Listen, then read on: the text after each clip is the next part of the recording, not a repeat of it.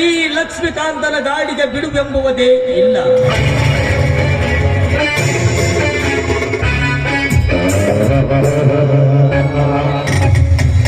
ಕಡಲ ತೀರದ ಕಣ್ಣೆಯನ್ನು ಒರೆಸಿಕೊಂಡು ಅರುಸದಿ ನೆಲೆಯಬೇಕೆಂದರೆ ಮತ್ತೊಂದು ಮಹಾಕಾಶ ಅವರಿಸಿಕೊಂಡಿದೆ ಈ ಲಕ್ಷ್ಮೀಕಾಂತನಿಗೆ.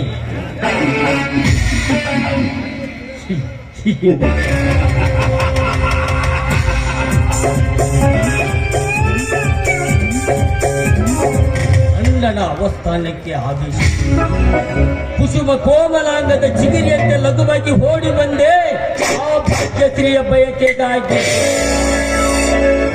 ಭಾಗ್ಯಶ್ರೀ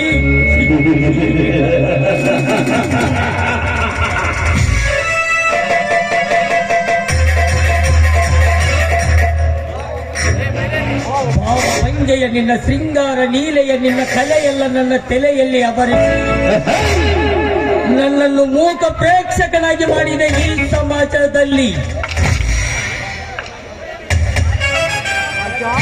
ಭಾಗ್ಯ, ಒಂದು ನಿನ್ನ ಕಾಲೇಜ್ ಡ್ಯಾನ್ಸ್ ಪ್ರೋಗ್ರಾಮ್ಗಾಗಿ ನಾ ಅತಿಥಿಯಾಗಿ ಬಂದಾಗ ಅಂದೇ ನಾನು ನಿನ್ನ ಇಂದ್ರನಾಗಿ ನಿನ್ನನ್ನು ಬಂಧಿಸಿಕೊಂಡೆ ನನ್ನ ಮನದಾಳದಲ್ಲಿ.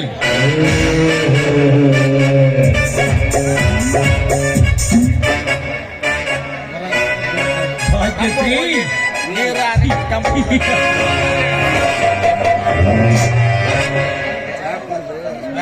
ಸುಂದರಿಯಾಗಿ ನೀನು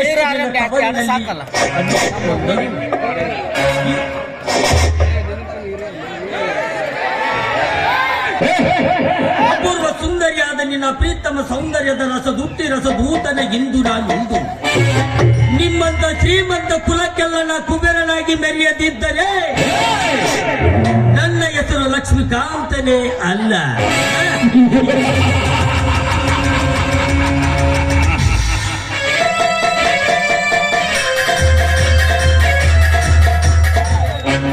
ದಿನ ಬೆಳಗಾಗಿ ಬರುವ ಭಾಗ್ಯ ಇಲ್ಲಿಗೆ ಬಂದಳು ಭರಣಿ. ಮನೆಯಲ್ಲಿ ನಿಂತು ಶಿಷ್ಯರಾಯಿತು.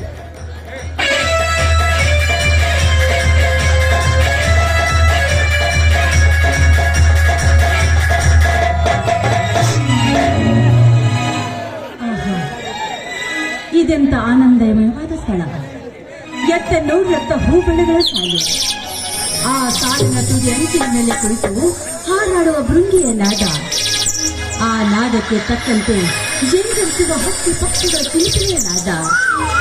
ಇಂಥ ವನದೇವತೆ ದರ್ಶನ ಪಡೆದು ನಂಗೂ ಕೂಡ ಹಾಡಬೇಕು ಅಂತ ಆಸೆ ಆಗ್ತಾ ಇತ್ತು. ಮಂದಾರವೇ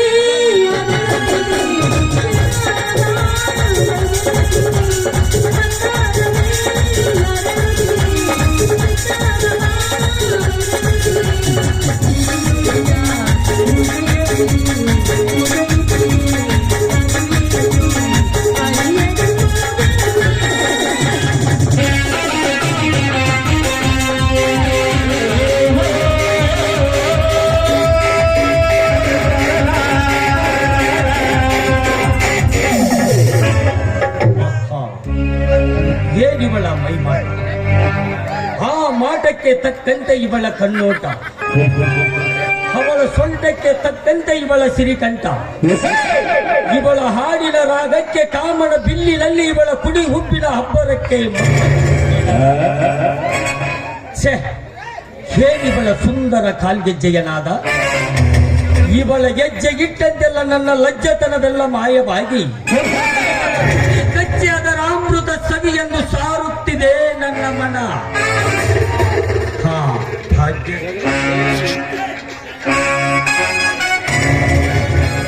ಯಾರವರು? ನನ್ನನ್ನು ಕೂಗಿ ಕರೆದವರು? ಹೆದರಬೇಡ, ನಾನೇ ಈ ಊರಿನ ಕೋಟೇಶ್ವರ ಚಕ್ರವರ್ತಿ ಚಂದ್ರಕಾಂತನ ಕಮ್ಮ ಲಕ್ಷ್ಮೀಕಾಂತ. ಓಹೋ, ನೀವಾ? ಅಂದು ನಮ್ಮ ಕಾಲೇಜ್ ಫಂಕ್ಷನ್ ಅಲ್ಲಿ ಅತಿಥಿಯಾಗಿ ಬಂದಾಗ ನನ್ನನ್ನ ಹಾಡಿ ಹೊಗಳಿದವರು. ಹೌದು ಭಾಗ್ಯಶ್ರೀ, ಗಾನದಲ್ಲಿ ಗಂಧರ್ವ ಕಣ್ಣೆಗಿಂತ ಮಿಗಿಲಾಗಿ ಹಾಡಿ ನಾಟ್ಯ ಮಯೂರಿ ಅಂತ ನಿನ್ನ ನರ್ತಿಸಿದ ನಿನ್ನ ಕಾಲ್ಗೆಜ್ಜೆಯ ಸಂಬಳ ಇನ್ನೂ ಮಾಸಿಲ್ಲ ನನ್ನ ಮಸ್ತಕದಲ್ಲಿ. ಅಂದಿನಿಂದ ಇಂದಿನವರೆಗೂ ನಿನ್ನ ಅಂದಕ್ಕೆ ಸುಂದಾಗಿ ಗಾನ ಹಿಡಿದ ಚಂದ್ರನಂತಾಗಿದ್ದೇನೆ. ಪ್ರಜ್ಞಾವಂತರಾದ ತಾವೆಲ್ಲ ಮಾಯಾ ಲೋಕಕ್ಕೆ ಜ್ಞಾನ ತಪ್ಪಿದವರಂತೆ ವರ್ತಿಸಿದ್ದೆ ಆದ್ರೆ ಸತ್ವಗುಣ ಸತ್ತು ಹೋದಂತೆ ಸರಿ. ಸರ್, ದಯವಿಟ್ಟು ದಾರಿ ಬಿಡಿ. ನಿಲ್ಲು ಭಾಗ್ಯ. ಸಾತ್ವಿಕ ಗುಣಕ್ಕೆ ಸಪ್ತರಸ ತುಂಬುವ ಅಂಬುಜಮುಖಿ ನೀನೆಂದು ನೀನಾದ ಗಾನದಲ್ಲಿ ಮೌನವಾಗಿ ನಿನ್ನ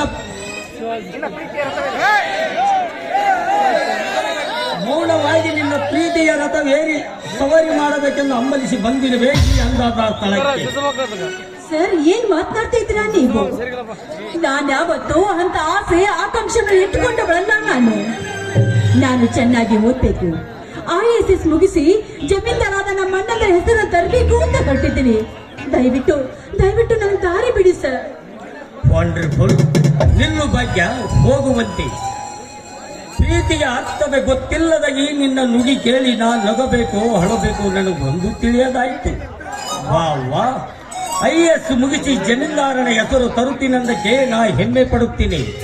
ಆದರೆ ಪ್ರೀತಿ ಎಂಬ ಪದ ಕಳಿಚಿ ಹಾಕಿ ನೀನು ನುಗ್ಗಿ ಹೋಗುತ್ತಿಲ್ಲ, ನನಗೆ ಅದೇ ಅಲರ್ಜಿ. ಯಾಕೆ?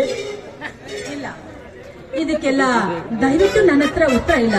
ಪ್ಲೀಸ್, ವ್ಯರ್ಥ ಸಮಯವನ್ನ ಹಾಳು ಮಾಡಬೇಡಿ, ನನಗೆ ದಾರಿ ಬಿಡಿ. ಡೋಂಟ್ ವರಿ, ಏನು ಅಭ್ಯಂತರವಿಲ್ಲ ಭಾಗ್ಯ, ಹೋಗುವಂತೆ. ಆದರೆ ವ್ಯರ್ಥ ಸಮಯ ಹಾಳು ಮಾಡಬೇಡ ಅಂದೆಯಲ್ಲ, ಆ ಸಮಯದ ಅರ್ಥ ನಿನಗೇನಾದರೂ ಗೊತ್ತಿದೆಯಾ?